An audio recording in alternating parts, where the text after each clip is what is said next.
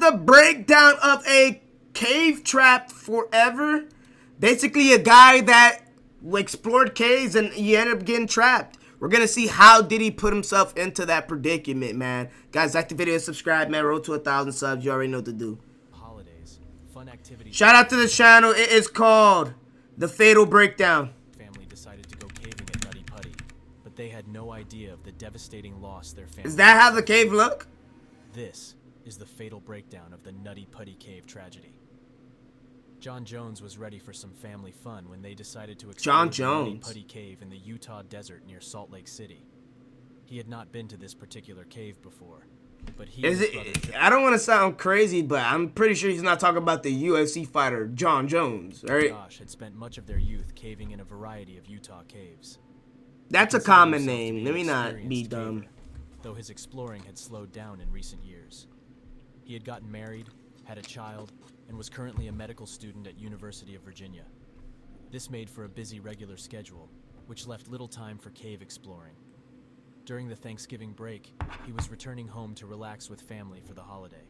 They planned a day of hiking and exploring at Nutty Putty, which is considered a beginner's cave by most. The main areas of the cave were interesting for everyone.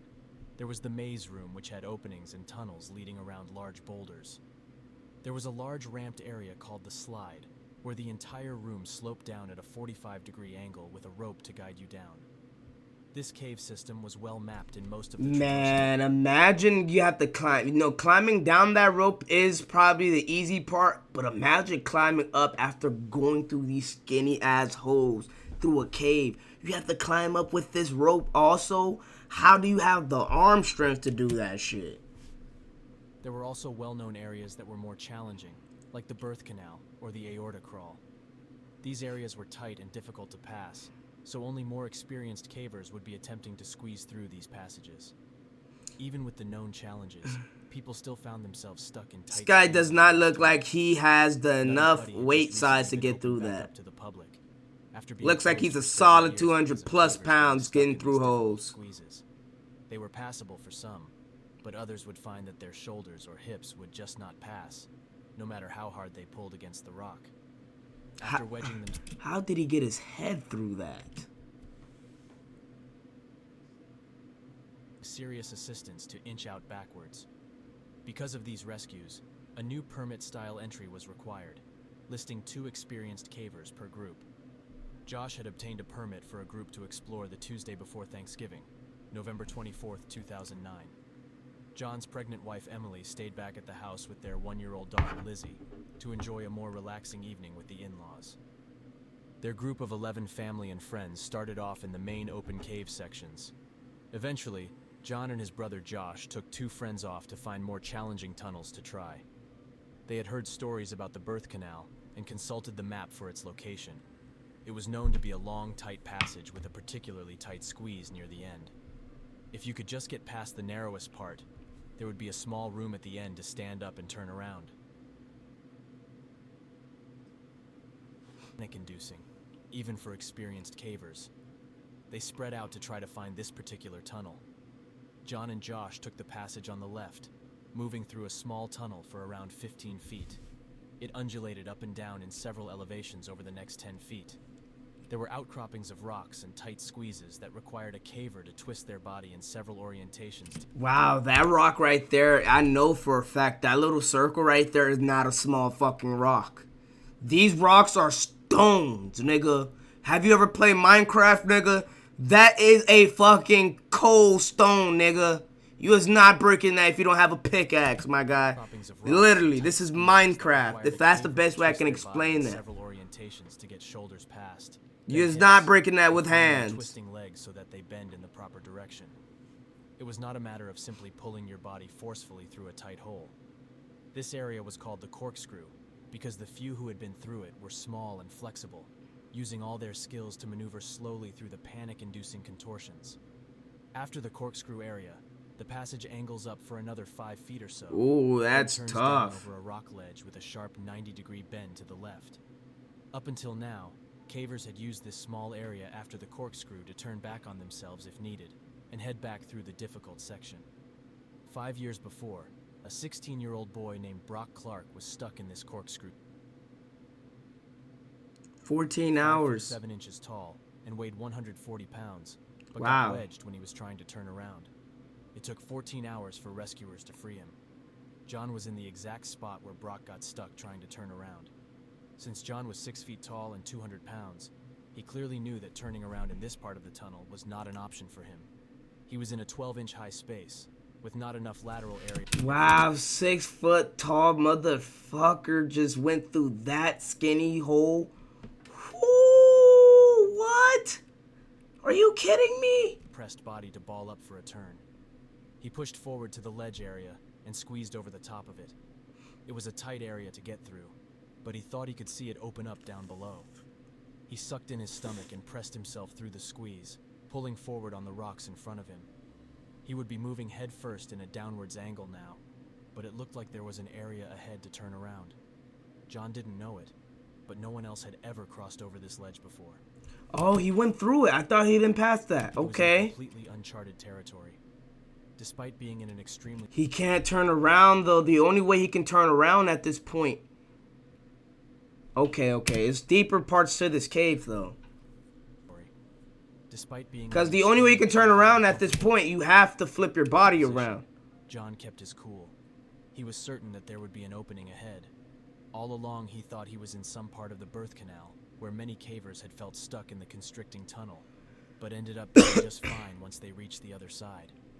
Once he passed through a tight zone, he started to slide toward the bottom of this tunnel. He was nearly doing a handstand, trying to hold his body up and figure out how to push backwards. He still couldn't turn, and now he was upside down. Wow. Gravity was pulling his 200-pound body against the fading strength of his arms. He yelled out to his brother Josh and told him not to follow him, but to go back out. They discussed his options and decided that moving forward to try to turn around was the best idea. He was collapsing onto his shoulders and head at this point, and needed to make a move to get out of this vertical position. His headlamp gave him a glimpse of a hole in the floor ahead, which might lead to a larger space. He felt That's not a little hole. That could be a 50-foot drop, my guy. hopeful now, thinking that they would be laughing about this misadventure over Thanksgiving dinner. He made the slight turn and headed towards the hole. Exactly how he got himself into this tunnel hole is unknown. It's thought that he may have slipped, hit his head, and became wedged in the tight space. The other thought was that he looked in the hole, but misjudged what he saw, thinking it was an opening and not simply a dead-end fissure. Either way, John had ended up in a small opening in the bottom of this tunnel, which was impossibly narrow. Just 18 inches by 10 inches, not much bigger than the screen of a laptop computer. John found himself wedged nearly completely upside down at a 70-degree angle. Oh my fucking gosh. What the fuck? He had spent some time trying to push himself back upwards out of this hole. Oh. It was exhausting. His arms were pinned in a useless position, one folded under his chest, and the other trapped on a rock down by his side. He strained against the walls and quickly reeled, and the other trapped on a rock. My gosh. Down by his in a useless. That is fucking scary to go out like that. Under his chest, and the other trapped on a rock down by his side. He strained against the walls and quickly realized that all of his effort would not move him back up 5 feet to the shallow tunnel. His calves and feet were still free up in the passage, but his legs were now wedged on the smallest side of the hole, only 8 inches wide. He started yelling for Josh again. His brother knew that he was trying to turn around, so his yells were not a good sign. Josh made his way back into this tight space and traversed the corkscrew path. But unlike his brother, he went feet first this time. He continued toward the sound of John's voice, up over the ledge. He finally came to an alarming sight. He could see the end of his brother's legs sticking out of the rock, as if it had swallowed him whole. He inched forward until his feet could squeeze one of John's legs. He tried to grip and pull up, while John pushed from his end. After several futile attempts, they were both feeling exhausted and frustrated. Josh could see that this was very serious, and they would need professional help to get him out. They agreed that Josh should go get help. Calm and relaxed. While Josh went for help, one of the other family friends went into the area to speak to John and let him know that he wasn't alone. For several hours, John just remained trapped upside down, focused mostly on the chore of breathing. The fissure squeezed his chest. Wow, Only for 7 fucking hours, and that shit is squeezing his shallow chest. breaths were possible. All of his efforts to move up had actually settled him deeper into the crack. As time went on, gravity continued to pull him against the rough walls of the tunnel, tightening its grip on his exhausted body.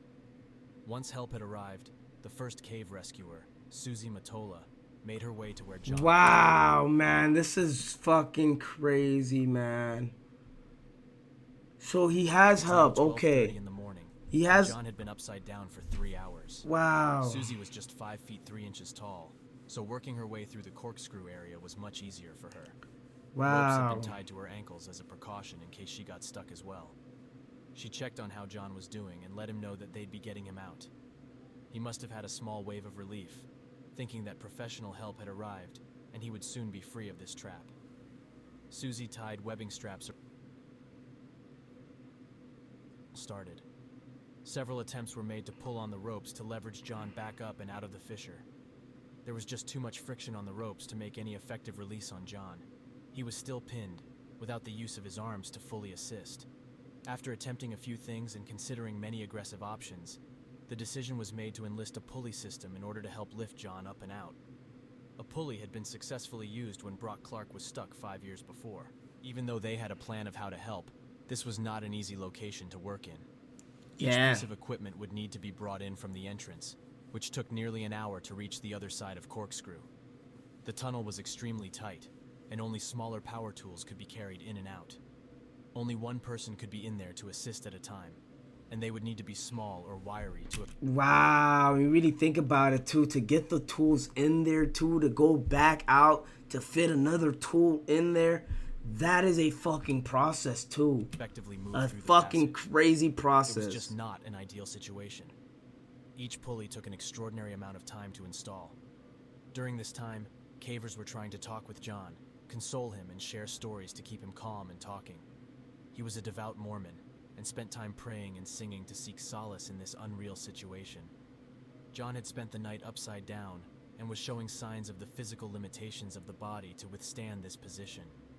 The human body was not made to be upside down. Yeah, I'm about to say the blood of the brain is just flowing through his brain. The blood is flowing through his brains right now. For long. The entire circulatory system is designed using pulses of pressure from the heart to move blood forward through the system, while valves and fibrous vessels would hold blood and stop it from going backwards. This one-way flow balances pressure, gravity, and valves to keep oxygen available to all tissues and to remove toxins from the body through the kidney. More than 12 hours. The brain was not built to withstand this kind of fluid pressure. Fluids were building up in his lungs, and toxins were starting to accumulate from the lack of proper circulation. His organs were pressing on his lungs, and each breath was an exhausting effort for muscles not built for such work. His breathing was slowing, and he was completely spent from the effort. Throughout the night, he had gone from being completely calm and lucid to helplessly thrashing his legs and hallucinating. It was excruciating to watch for the rescuers. They were helpless, exhausted, and feeling trapped themselves. The air in this cave system was warm and damp. It took a concerted effort to or even breathe properly, but the rescuers knew they could get out when needed. John didn't have that luxury. He couldn't expand his chest to breathe. Man, the family, dog. I can't imagine how the family feels. I think the wife was pregnant and they had a 1-year-old child. Was losing its oxygen concentration little by little. Fuck. During this time, a wired telecom system was brought down to where John was stuck. His wife spoke with him, encouraging him to hang on and be faithful. And his wife was there too. Ah. That he would be out with her soon.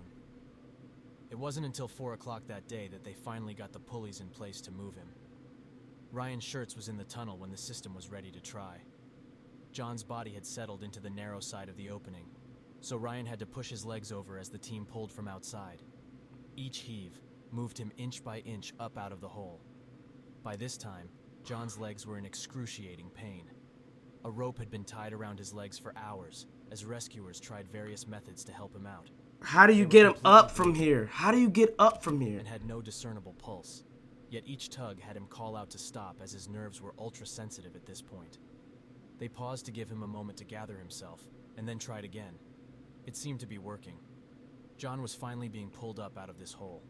He was raised enough for Ryan to look down to make actual eye contact with him and pass down a tube to drink Gatorade. And they were all exhausted from the difficult effort. Ryan was squeezed in a tunnel just 12 inches high and had his head near John's legs as they worked him slowly out of the tight 10-inch fissure. Although they were making some progress in lifting him up, they were no closer to getting him out.